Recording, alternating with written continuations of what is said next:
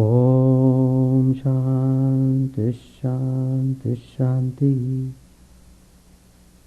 Harihi Om. Om Sthapakaya Cha Dharmasya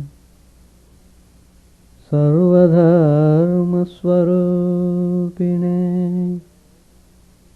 Sthapakaya Cha Dharmasya Sarvadharma Swarupine Avatara Varishtaya Ramakrishna Te Namaha. Asato ma sadgamaya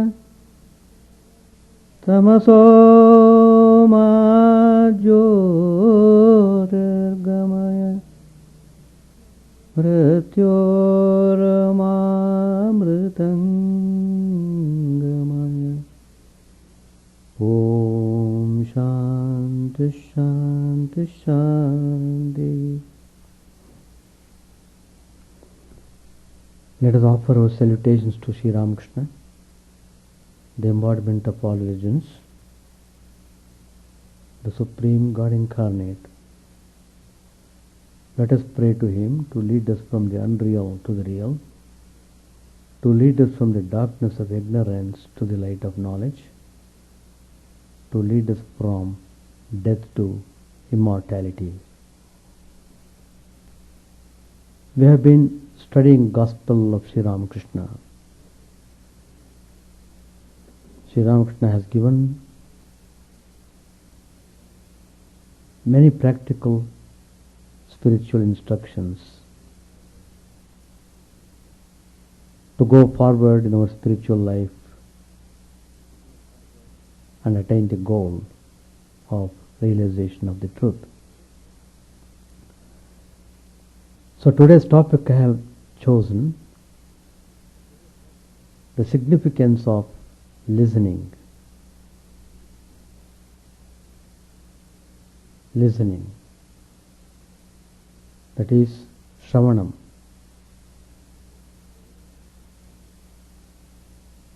It's a very important discipline. What we constantly hear, our mind becomes influenced by such hearings. So, that's why in our tradition, the parents would always tell stories regarding Ramayana and moral stories, and to the children, and they would make the children repeat some Sanskrit verses.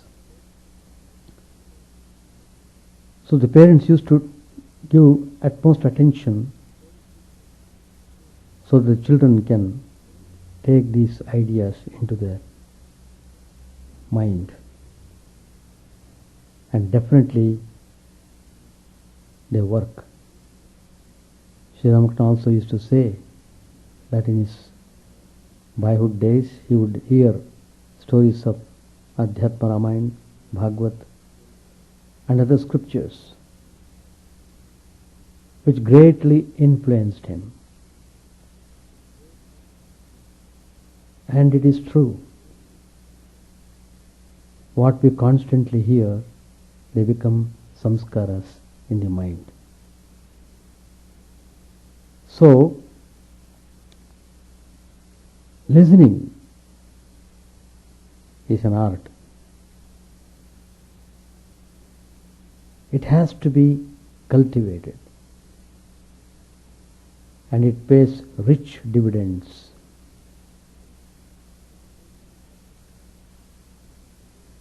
Listening has been given the first place in most schemes of spiritual discipline. in the ninefold path of bhakti, Navvidha bhakti, chalked out by that paragon of devotees, Prahlad, Shravan comes first. You must begin by listening to the narration of excellences of the Lord. You must drink in the Kathamrit through the ears. And as you go on listening, a marvelous inner change happens. If you observe Sri Ramakrishna's life at Dakshineshwar, every day would start by singing devotional songs.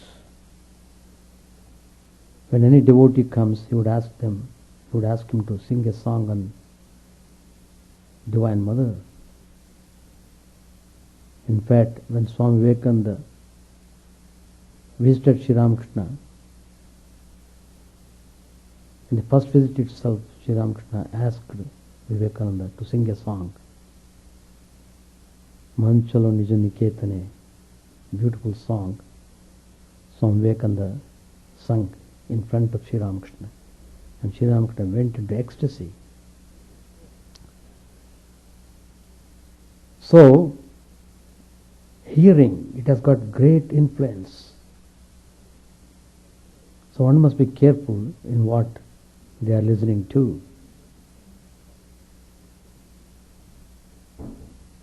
If you study the Ramayana, the famous episode of Manthara, Kaikeyi was a very good lady. She loved Rama more than Kausalya loved him.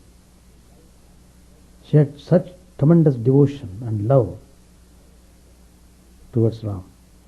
He would love Rama more than her own son Bharat.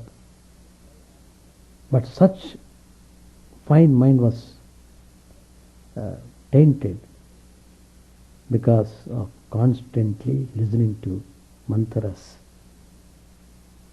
bad counsel. Manthara, a hunchback woman, would spoil Kaikeyi's mind. Oh, if Rama becomes the king, then you will suffer. You will have to be slave of Kausalya. And Bharat will be totally neglected. All sorts of things. So, in a most worldly ways, finally Kaikeyi's mind was totally poisoned, as it were. So, the story continues. You all know about Ramayana. And people who constantly hear worldly things, worldly affairs, they are not interested in spiritual topics, and they simply can't tolerate it. In Sri Ramakrishna's life it comes, people would come in boats to visit Dakshineshwar Kali temple. And they would come and sit in Sri Ramakrishna's room to hear the words of Sri Ramakrishna. Some of them were constantly attentively hearing what Sri Ramakrishna said. But some of the group didn't like to sit any longer, and they whispered to their friends, "How long you sit here like this?" And they said, as long as Sri Ramakrishna speaks, we want to hear him. They're all full of spiritual wisdom. We want to hear them.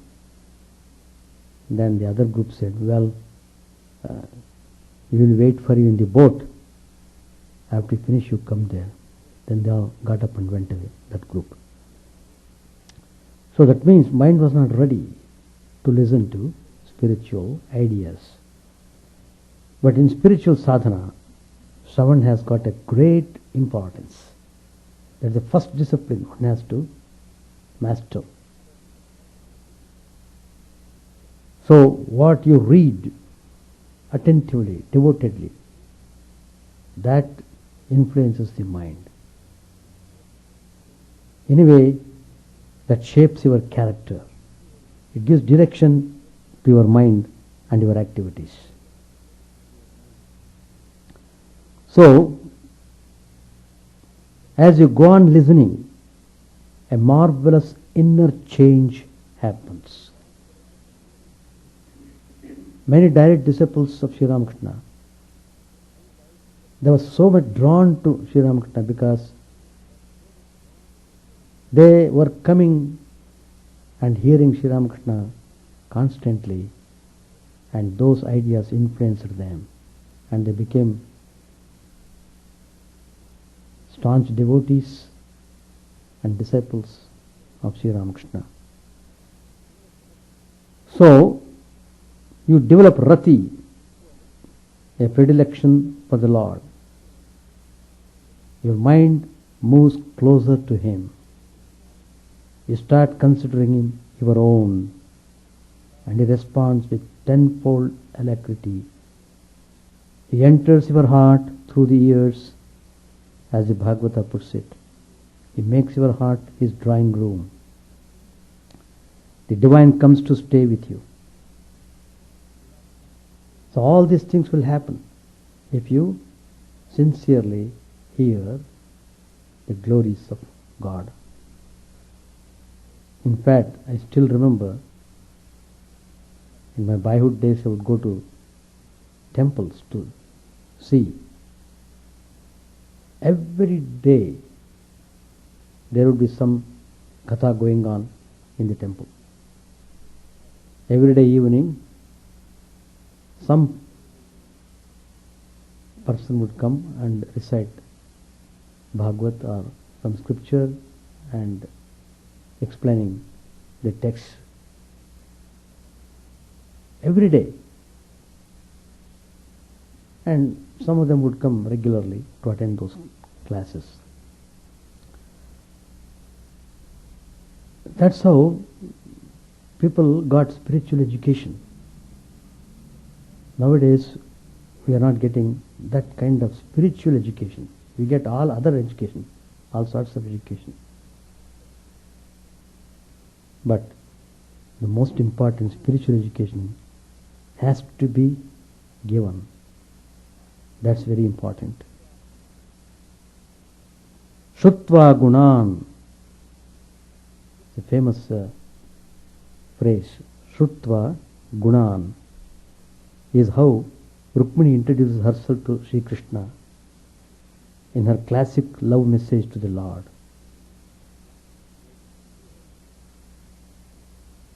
The two have not met. Rukmini had not seen Krishna, and Krishna had not seen Rukmini. But Rukmini has heard of him, and that is qualification enough. See how that Shravan led her, desire fulfilled. She got Krishna with supreme confidence. She presents as her credentials the fact that she has ecstatically listened to his glories.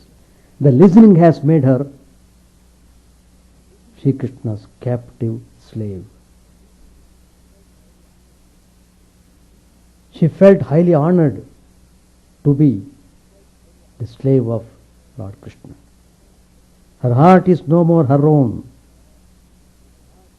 Gone are all considerations of propriety and formality. Shamelessly has my heart merged in yours. So that is the effect of listening. How very important it is and how much care we are giving to that. We have to examine ourselves. If you are practicing spirituality, this has to be practiced devotedly. You have to be careful, attentive in what you are listening. The reading also is a kind of listening. You are reading, through reading you are listening to what you are reading. So reading of scriptures, helpful for your upliftment of spiritual life, they must be read, not all sorts of books. No. You have to be selective. I would suggest you must read books suggested by your guru. Don't go in all sorts of books. Selective books. Hold on to them. Be devoted to them. Read them properly. If you have taken the mantra of Sri Ramakrishna, always keep reading Sri Ramakrishna's gospel. His training of direct disciples. All the literature connected with Sri Ramakrishna. Keep on reading them. That makes your devotion solid. Solid. Upanishad also says, Shrotavyo, Mantavyo, Nididasitavyaha. Upanishad also says, you must first listen about the Atman from teachers who have knowledge of it. Not only theoretically, but also experientially. The listening leads to reflection, and that in turn ripens into realization. That means Atma Anubhava. You experience your true self. It is firm based on Shravan. It is significant that the Vedas which tell us about the Atman are themselves called Shruti. In other religions, the scriptures are called books. The word Bible, for instance, comes from the Greek biblio, which means a book. B-I-B-L-I-O becomes B-I-B-L-E. But the Vedas are Shruti, which have to be listened to. Shruti, listened to. The ultimate is to be attained. Srutya, Yuktya, Swanubhutya. Through listening. First is through listening. Through listening only you have to go. Next step. Through listening, reasoning, and experiencing. Srutya, Yuktya, Swanubhutya. So listening is thus the necessary prelude to meditating and realizing. Again, after delivering the entire Gita, Lord Krishna inquires of Arjuna, Kachidetat Sutam Partha. Have you listened to all this with one-pointed attention? Krishna reveals himself as a first-rate teacher, even in this detail. A good physician makes sure that the patient has taken the medicine prescribed.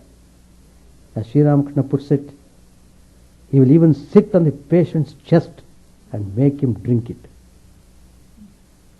A good teacher, similarly, makes sure that the student has listened carefully to what has been told. And Sri Krishna's follow-up is also remarkable. Yatechasi tatha kuru. Do as you like. After telling everything, finally Sri Krishna says, Yatechasi tatha kuru. Do as you like. And he says this with a smile.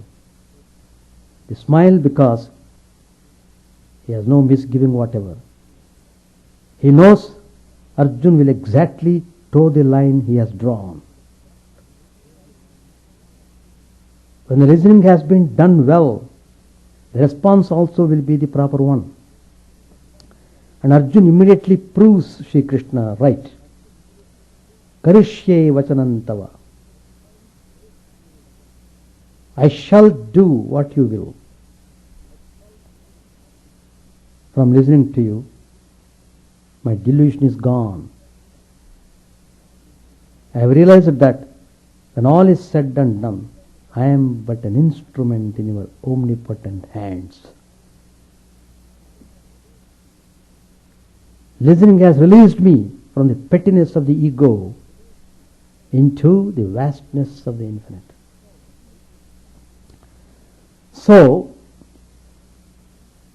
listening is a prime lever in the movement of the spirit. But the listening does not come naturally. It is almost unnatural to man. We believe in making noises instead of silently listening. There is truth in the wit's definition of a bore as a person who insists on talking to you when he should be listening to you. We begin life with a cry, and before the final stillness of death, we do all we can to make a noise in the world. Silence we dread. We think we shall be failing in our bounden duty if we do not keep up a perpetual buzz. We take enormous pains to say nothing at immense length and preen ourselves on our achievement. We are happy every time we are able to make some noise into other people's ears. The fact is that we have chattering minds. Chattering minds. The noise we pour out so assiduously is only an echo of the noise within. Inside us, it is all chaos. Thoughts chase one another meaninglessly. Feelings and emotions vainly struggle among themselves. The mind, so full of complexes, is in a whirl, knowing not what it is restless after. It is like the proverbial street dog that is ever on the run for no purpose whatsoever. If you observe the street dog, keeps on running only. It is the inner disquiet that expresses itself as a frantic urge to talk unceasingly. Since the inner and the outer are but the obverse and reverse of the same coin, the one can be controlled by regulating the other. In the practice of pranayama, we find that when the breathing becomes regular, the mind also loses its irregularity and becomes more peaceful. That's why it is suggested, particularly if you read Meditation and Spiritual Life, it is mentioned there. Before starting meditation, have rhythmic breathing for a few minutes. Rhythmic breathing, that helps a lot in stilling the mind, in keeping the mind calm and steady. What applies to breath applies also to speech. When speech is controlled, the mind also falls into line. It becomes quieter. And a quiet mind is indispensable for wisdom. If the mind is agitated, no proper reflection can take place. So, those who practice meditation should take care that they are not in agitated mood. You must protect your mind yourself. You have to protect yourself, the mind. If the mind is drawn into agitating mood, you will not be able to meditate. Only in the still water is a vast sky reflected clearly. If we are to have a glimpse of the ineffable truth, our minds must literally be silenced. Its chatter must stop. Outer silence is a sine qua non for the inner stillness. That's why the truly wise man is called a muni. He practices mauna, verbal silence, which is possible only if his mind is at peace and is therefore capable of receiving and absorbing the wisdom. It is said, speech is silver, silence is gold. Silence is the true eloquence. The loudspeaker only diverts, but silence infills. The highest varieties can be transmitted only through silence. That from which words come away, yato vacho nivartante, has to be communicated non-verbally in utter silence. That explains why Dakshinamurti, the Guru, instructs through silence. The truth of Brahman, when taught through silence, clears away the doubts of the greatest rishis sitting at his feet. Through silence, he has transmitted to them a knowledge which everything else is known. Heard melodies are sweet, but those unheard are sweeter, sings Keats. And he should know, as he has given us some of the finest lines in the English language, truth or goodness or beauty is best radiated noiselessly. Then its reception is better, the absorption more profound.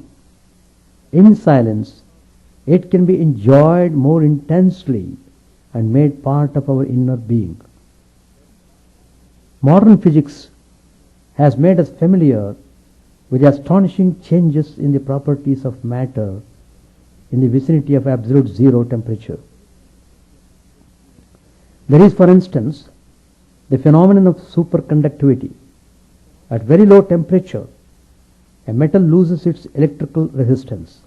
It allows electrical energy to flow through it unimpeded. Usually, even metals which are considered excellent conductors of electricity put up a certain amount of resistance to the flow of current. That resistance leads to the generation of heat, which is considered the lowest form in the hierarchy of energy.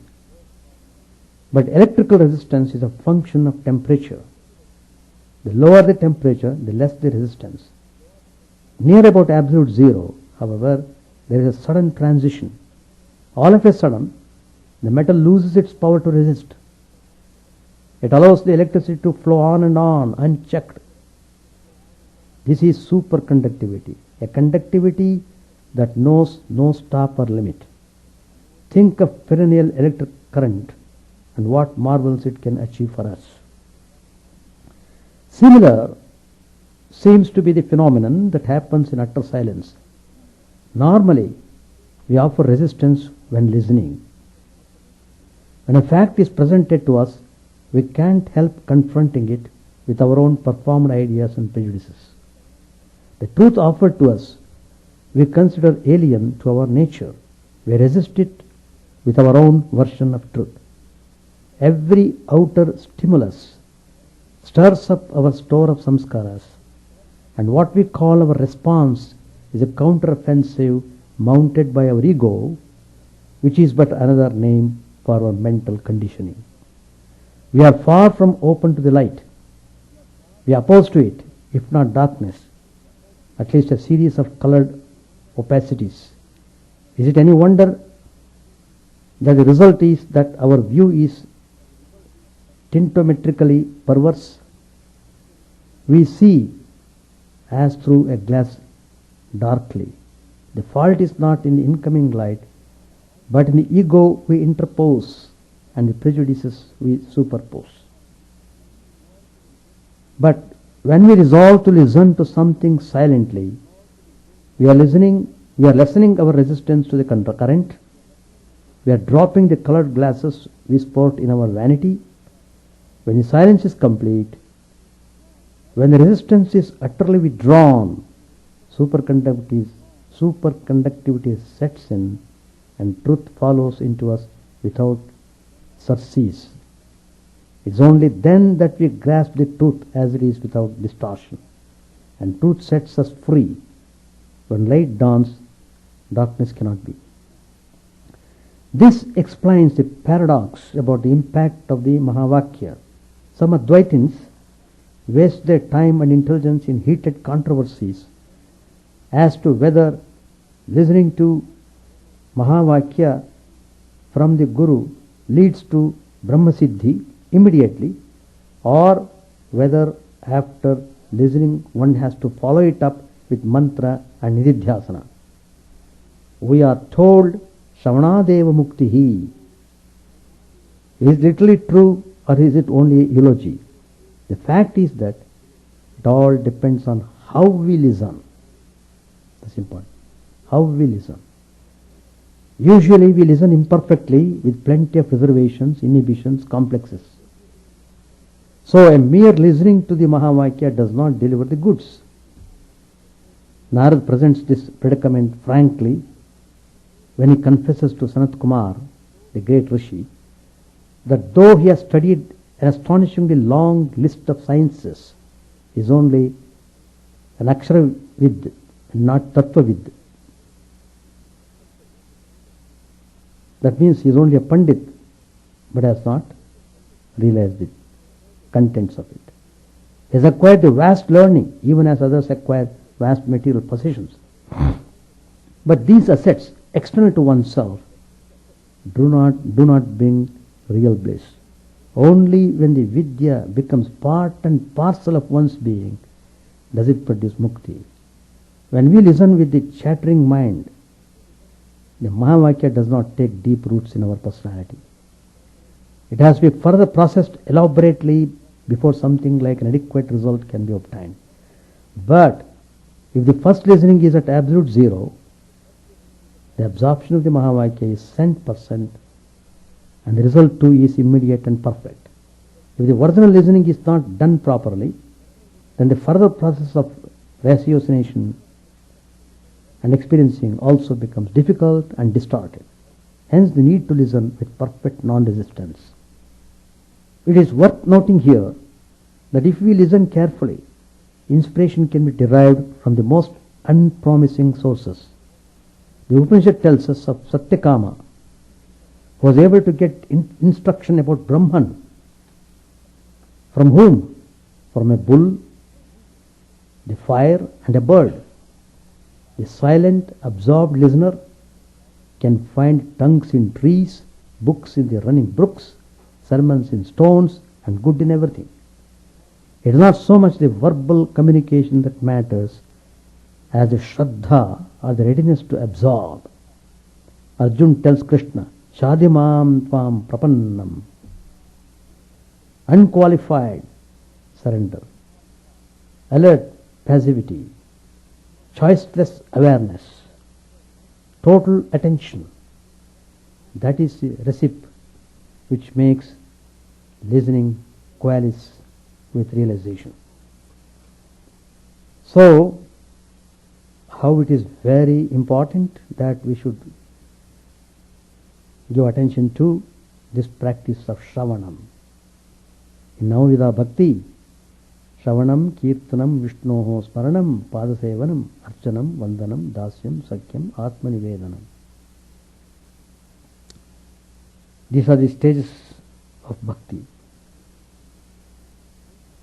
So, how through Shravanam one could get liberation? Parikshit Raj, who would be killed by the bite of the cobra, he will leave the body in 7 days. So what should be done? The great Muni Shukadev, he came and he recited Srimad Bhagavatam, and Parikshit Raj attentively listened to it. And though by the power of the poison the body dropped off, but the soul of the Parikshit was blissful, because he was attentively 100% he was listening to the narration by Shukadev. He was lost in bliss. That is how Shravanadeva Mukti, one could get Mukti through listening. And if you study Sri Ramakrishna's life, you find how all the youngsters became staunch spiritual aspirants by constantly hearing what Sri Ramakrishna said. And it is true. If you keep on doing it regularly, certainly you can create very good samskaras, and those samskaras will push you forward in your spiritual path. Page 882. Bhupati sang a third song. Here vanish my fear and delusion, my piety, rituals, and good works. Here vanish my pride of race and caste. Where am I? Where art thou, O Hari? Thou hast stolen my life and soul, and now, O friend, thou dost desert me. Oh, what a fool I was to come here to the shore of this sea of love, full to the brim with heavenly bliss, is filled this little soul of mine. Premdas says, hearken, one and all, this in truth is the way of God. After a long time, Sri Ramakrishna regained consciousness of the world. Master said to him, something happens to me in that state of intoxication. Now I feel ashamed of myself. In that state I feel as if I were possessed by a ghost. I cease to be my own self. While coming down from that state, I can't count correctly. Trying to count, I say 1, 7, 8 or some such thing.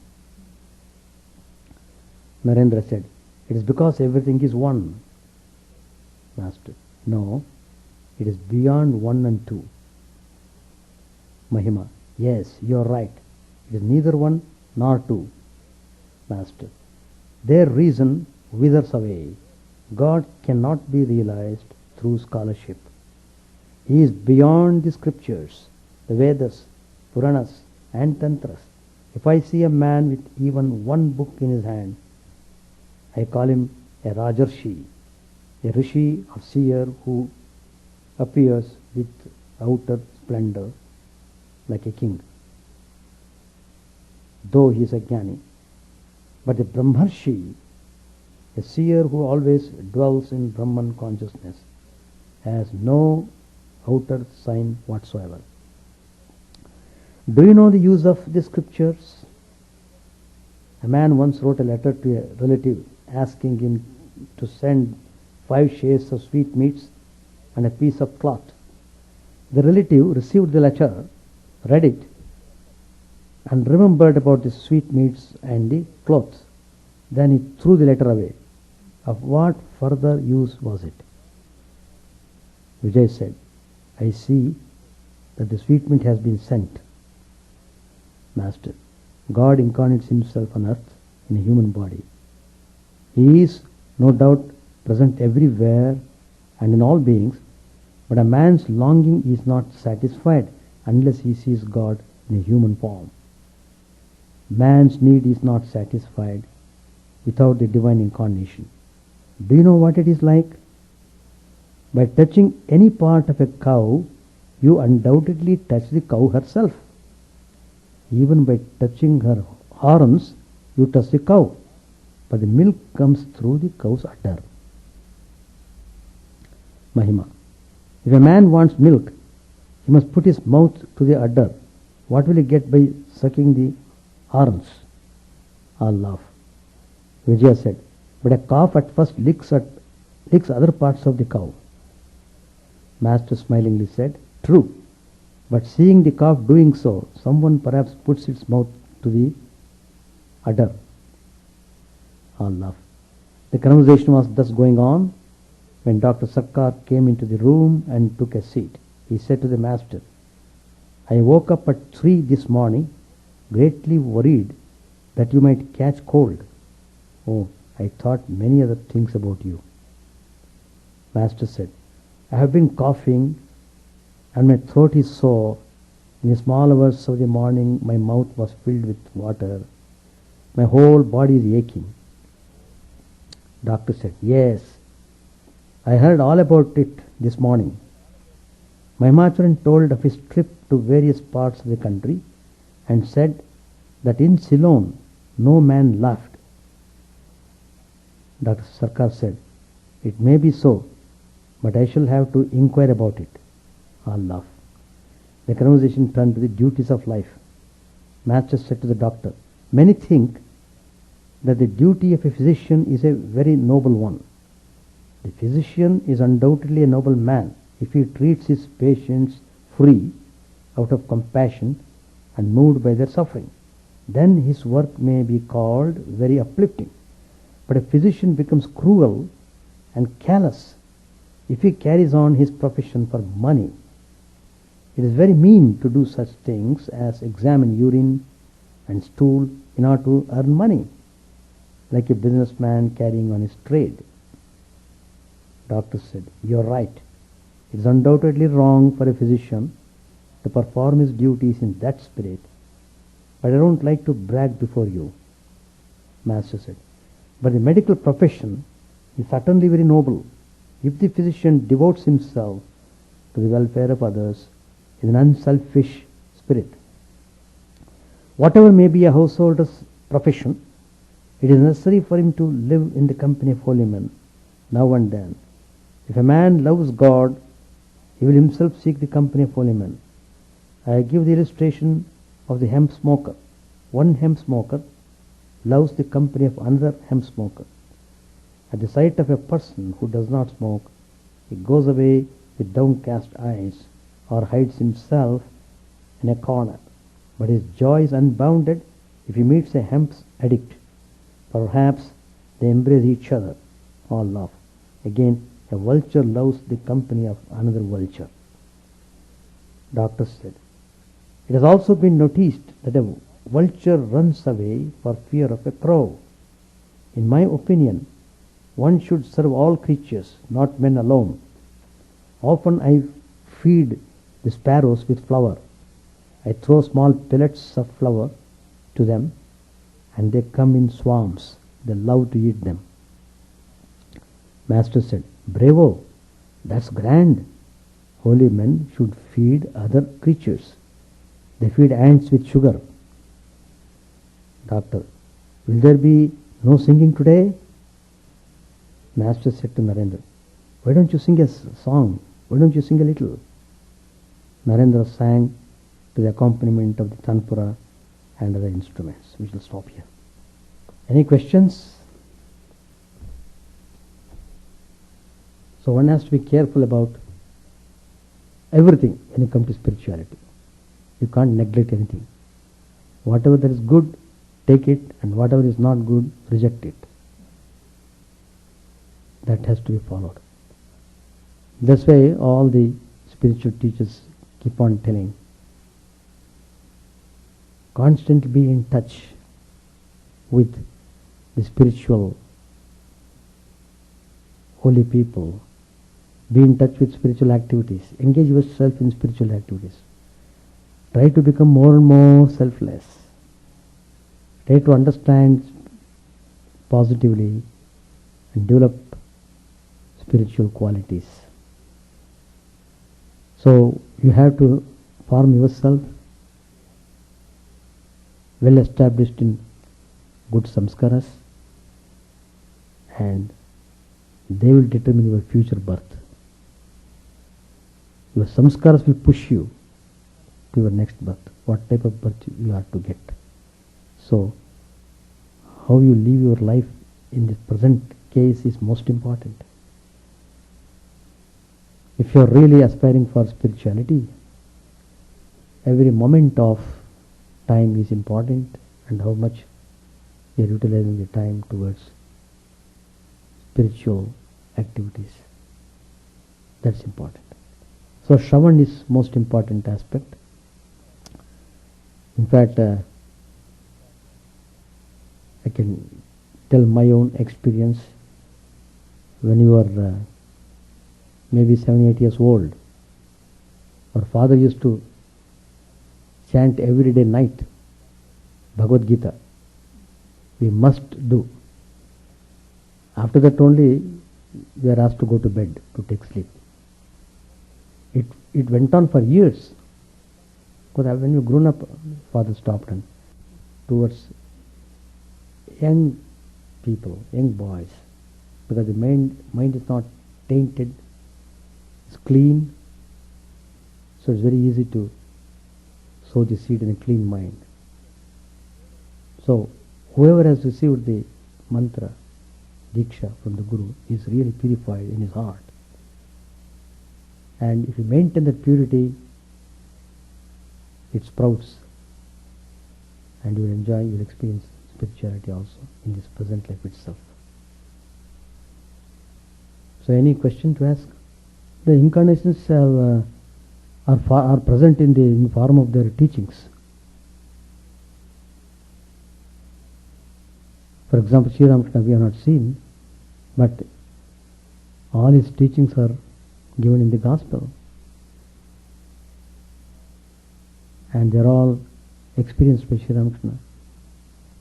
Even during Sri Ramakrishna's time, how many people would make use of that opportunity? So, if you are sincere, everything will work. So, Sri Ramakrishna is present through his teachings.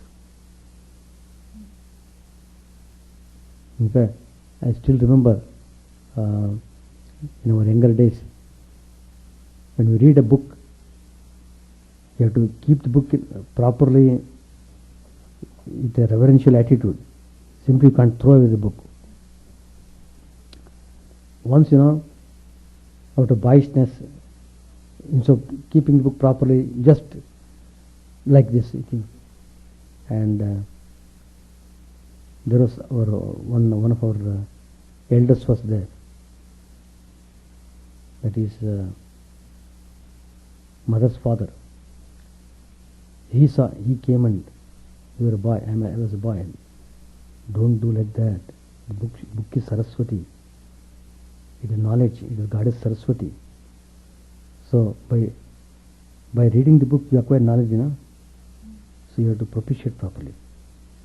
And he would keep it, himself would come and keep properly. And I would see how everything he would do nicely. Even pencil, it was perfect. You can write, and everything is sharpened nicely, and everything is kept clean. I still remember. In olden days, they would do like that. Everything they would do meticulously. Yeah. Any more?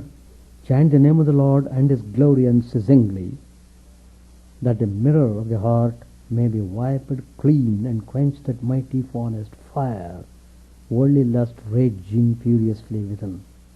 Own name streamed down in moonlight on the lotus heart, opening its cup to knowledge of thyself, O self, drowned deep in the waves of His bliss, taking His nectar at every step, bathing in His name that bath for weary souls. Various are thy names, O Lord, in each and every name thy power resides. No times are set, no rites are needful for chanting of thy name. So vast is thy mercy, how huge then is my wretchedness, who find in this empty life and heart no devotion to thy name. O my mind, be humbler than a blade of grass, be patient and forbearing like a tree, take no honor to thyself, give honor to all, chant unceasingly the name of the Lord. O Lord and soul of the universe, mine is no prayer for wealth or retinue. The playthings of lust or the toys of fame. As many times as I may be reborn, grant me, O Lord, a steadfast love for thee. A drowning man in this world's fearful ocean is thy servant, O sweet one. In thy mercy, consider him as dust beneath thy feet. How I long for the day when an instant separation from thee, O Lord, will be as 1,000 years, when my heart burns away with its desire, and the world without thee is a heartless void. Prostrate at thy feet let me be in unwavering devotion, neither imploring the embrace of thine arms, nor bewailing the withdrawal of thy presence, though it tears my soul asunder. O thou who stillest the hearts of thy devotees, do with me what thou wilt, for thou art my heart's beloved, thou and thou alone. O Lord, lead us from the unreal to the real, lead us from darkness to light, and lead us from death to immortality. May all be free from dangers, may all realize what is good, may all be actuated by noble thoughts, may all rejoice everywhere. May all be happy, may all be free from disease, may all realize what is good, may none be subject to misery. May the wicked become virtuous, may the virtuous reign in tranquility, may the tranquil be free from bonds, may the freed make others free. May good betide all people, may the sovereign righteously rule the earth, may all beings ever attain what is good, may the worlds be prosperous and happy, may the clouds pour rain in time, may the earth be blessed with crops, may all countries be freed from calamity, may holy men live without fear. May the Lord, the destroyer of sins, the presiding deity of all sacred works, be satisfied, for he being pleased, the whole universe becomes pleased. He being satisfied, the whole universe feels satisfied.